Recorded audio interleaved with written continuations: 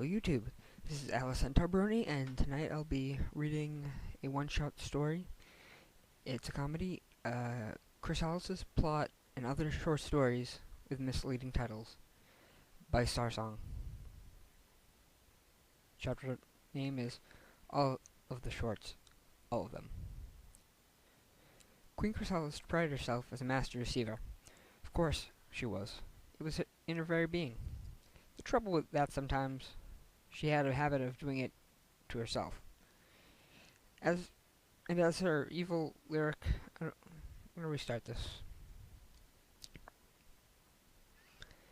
Queen Chrysalis prided herself as a master deceiver. Of course she was. It was in her very being.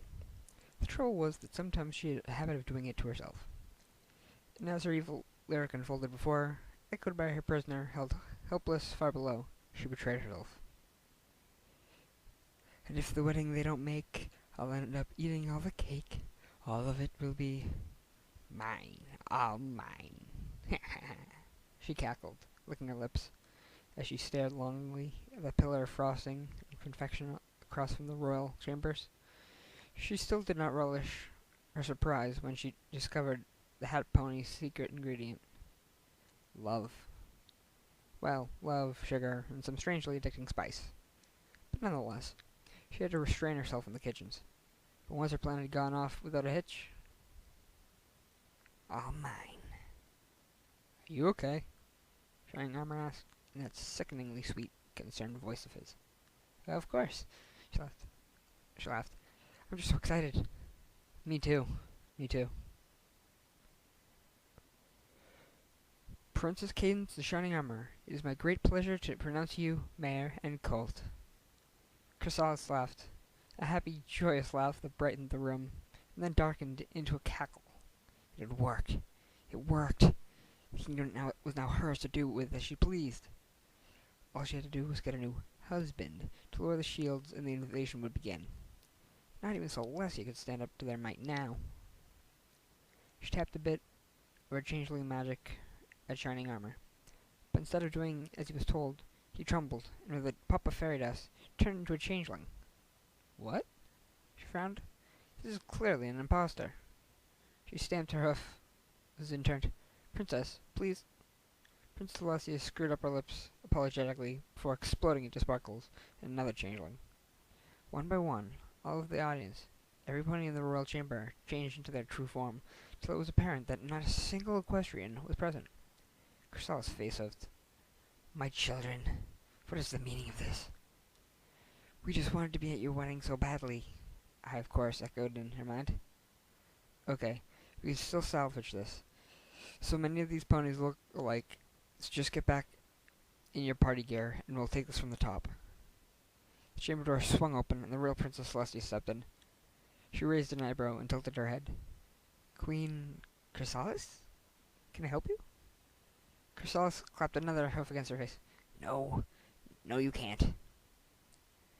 Everything continued according to plan. Chrysalis couldn't stand the way Princess Cadence's perfect skin felt around her body. She distracted herself by humming to herself, fussing with her mane and imagining the perfect moment. Then something churmed in her belly. Oh no, she groaned. Not now. There was no stopping it once it started, though. She gave a quick look around to make sure that no one was watching. Then she quietly hoofed open a broom closet and shoved her hindquarters in. After several minutes of panting, stretching, and unnatural contortions, she splashed the last fresh green egg down into a pile and wiped a bit of sweat from her brow. My love, what in Equestria? She jerked her head up to see Shining Armor, standing in the doorway, staring blank-faced at her, and her clutch of new changelings. This? She laughed nervously, flicked her wings. Oh, honey, your princesses come from eggs. Didn't you know that? The stallion blinked. Wow. Really? Really, really.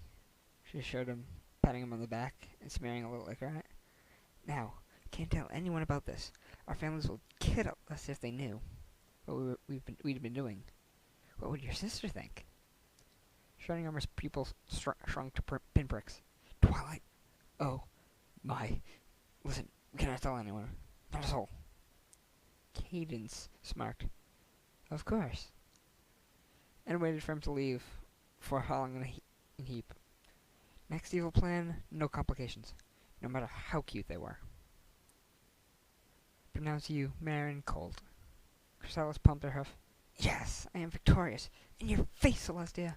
She slapped the hoof across Shining Armor's posterior. Let us celebrate. With destruction conquering and... Why are you still smiling, you tart? Princess Celestia leaned in and whipped the wig off of Shining Armor, unveiling none other than his blue blood. I told you I'd find you, Mare, dear, she said calmly, ruffling the princess' hair. It's just perfect for me. He clapped his unshorn hose together, ignoring the disgusted stares from the wedding goers. That black and blue complements my coat perfectly. And I always am in need of a good backup singer. Oh, I hope my new kingdom is huge. Couldn't be any happier. Chrysalis fell to the floor, gagging. He loves himself so much. It's sucking away my will to live. Help me. Everybody gave a demure clap and laughed delightfully. Even Celestia chuckled as the queen writhed on the carpet, her tongue hanging out, while the prince stood kissing himself in every way imaginable. Princess Celestia now hung from the ceiling of her own throne room, dangling in a pit of sweet, viscous green liquid. She couldn't move or talk, or any of those annoying things. Chrysalis enjoyed the peace between running her wretched fillies into a trap and putting the bride and groom exactly where she wanted them. I will wait no longer, she declared, slapping her sharp insect fangs. I must feed. You won't get away with this, Kane howled. The changeling queen laughed. I'm afraid, dear princess, I already have. There's nothing you can do about it. She stepped closer, closer. Each movement bringing her closer to what she'd been yearning for all this time. Don't rush it, she murmured to herself. Savor it. She paused and glanced back at the hanging Celestia. I know this is going to hurt you the most, princess. Her maw opened wide, and her fangs flashed before she bore them down, and a splatter of frosting shot across her cheeks. Chrysalis dug in and destroyed the wedding cake, moaning and salivating the whole way. Princess Celestia's eyes widened as the changeling gobbled away down each tear, covered in cake gore with no signs of stopping. You're a monster, Kane hissed. Celestia let out a little sob. It was over. All over. Princess Celestia captured, Twilight and her friends in writhing buggy chains. The lovebirds could do nothing to stop her. Not even their crazy love magic. One giant light show and a shockwave later, the Queen of the Changelings felt herself puffed backwards a few inches in the air. The couple fell in a heap. Love had failed. Equestria is mine. There's nothing you can do about it. Every pony's head hung low in defeat.